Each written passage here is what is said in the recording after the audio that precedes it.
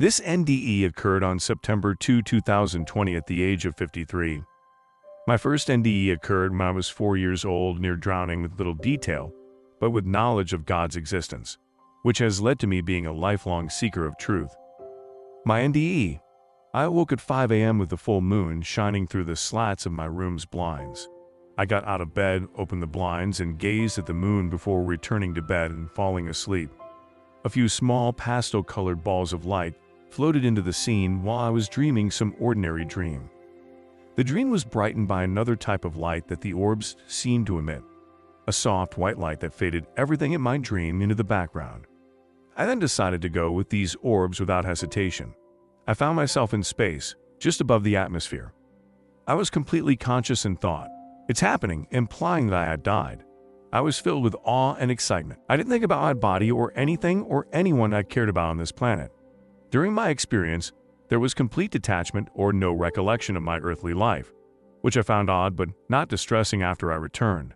I don't think it meant that my life or the people I'd care about here weren't important to me.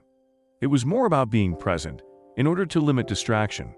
It felt completely natural to be so present without any concern or burden. I looked to the right after I had the thought that I had died and saw many white wisps floating up into space from the earth at different intervals, and I knew they were souls of people who had just died as well. Then I had this overwhelming desire to be with Jesus. The intensity of that feeling surprised me because, while I had been drawn to and loved Jesus on earth, the desire to see him in spirit was all-consuming. I shot up with incredible speed, but then I wanted to see the earth below, so I slowed until I just hovered there in awe, gazing at all the stars around me. I also had the impression that there wasn't enough time to look at the earth, but that thought seemed to come from outside of myself, from other beings I couldn't see. I thought about the earth again, and suddenly I was floating above a building, but I didn't know where. When I considered touching it, an opaque form of my hand appeared, and when I touched it, my hand felt its density, but passed right through it. It was bizarre.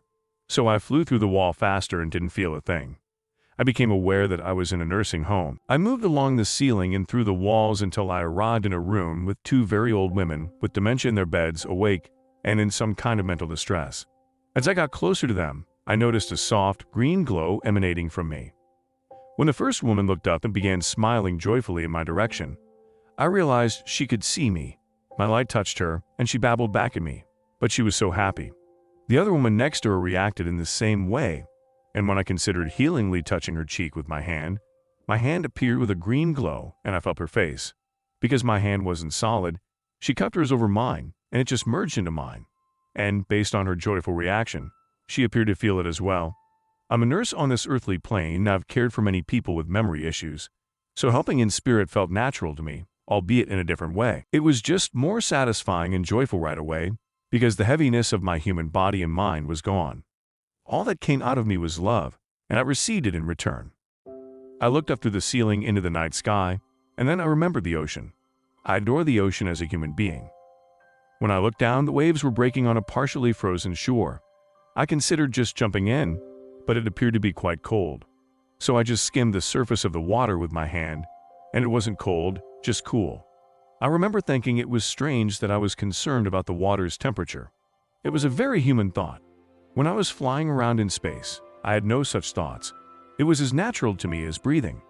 Then Jesus came to mind again, and I shot up into space among the stars until I reached a certain distance before stopping and drifting back down near Earth. This happened to me a few times, not because something or someone stopped me, but because I was simply enthralled by all the wonders around me. I felt like a kid for the first time at Disneyland multiplied by 1,000. If you're wondering why I didn't describe what I saw in detail, it's simply not possible. Awe is an indescribable emotion. I was thinking about Jesus again. I could only go so far in space before I had to stop. But this time I felt as if a force was stopping me from going any further or even calling out his name. Perhaps I wouldn't have been able to return if I had been allowed. I recall being dissatisfied while floating in space and asking myself, "Where is Jesus?" Just as I was wondering why I couldn't see him, I noticed a light across the darkness of space that wasn't like the light of the stars. This light was familiar to me. I did not approach the light. The light grew closer to me and grew larger. With its pink and billowing dark smoky grays, it undulated like a white glowing ember enfolded in a nebula. The light came to a halt before engulfing me, and for a few moments I was in touch with the essence of the light. which was complete love. And we were one in those moments. This was not the Jesus I had expected to see, but I didn't question it. Instead, I simply accepted it. Love is simply a word we use to describe the experience that love is. The light didn't say anything because there are no words to label or describe its being. When the light went out, I heard a single male voice start singing the first few lines of a song a cappella as if I had ears. Wonderful Counselor, Mighty God, Everlasting Father. The melody and words were familiar. The song continues, but those were the only words I could hear. The verse from Isaiah 6:9 refers to Jesus as the Prince of Peace. As that voice faded, I felt like I floated back into my body like a feather and my eyes opened. The sun had just risen. Then I realized I wasn't dead. I had no idea I would return to my body at the end of this very religious experience that didn't seem religious at all while I was in it. The thing is, regardless of how spiritually amazing that experience was, I was relieved to be back on earth. I was simply stunned and in awe. I accept that my spiritual identity has only been partially revealed to me. As a human, I don't believe I can truly comprehend the majesty and magnitude of the soul in God. I know what I need to know, and the rest is a matter of faith. I believe in the divine purpose of faith, my side effects, and an increased awareness that my time on earth is finite. That I have a purpose waiting for me on the other side, but I must wait for the call to go home. So while on here, I should take advantage of loving myself and others unconditionally, because this is difficult to do in human form, but doing so is healing not only for me but for others as well.